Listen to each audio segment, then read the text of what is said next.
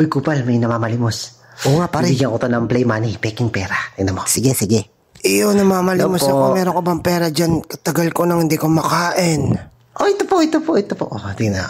Ay, maraming salamat naman, iho. Pero parang peke ata ito, pero okay lang. Basta nagbigay ka. Para sa inyo po talaga yan.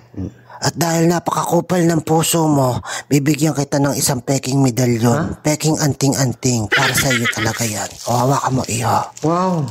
Ang laki ng ulo mo, di kasya yung kwintas, binayaan ka. Salamat po. Para saan po ba to? Kapag meron kang peking kaaway, binaril ka ng peking barel, hindi ka tatabla ng peking bala. Ganun nga, iho. Hindi kasya yung ano. Malaki kasi ang ulo mo. Lagi mong gamitin yan. Pag nagnakaw ka naman ng peking bagay, huhulihin ka ng peking pulis, lilitisin ka ng peking hukuman, at makukulong ka sa peking kulungan. At pagkatapos nun makakalaya ka rin naman. Magiging peke yung kasiyahan mo kasi peking tao ka. Kaya magagamit mo yan. Ganda. Gamitin mo yan, yung peking agimat na yan. Malaki ang peking maitutulong sa'yo. Wow, ang laking tulong po. Ang laki. Magkakaroon ka ng mga peking pagkain, peking kaibigan, peking girlfriend.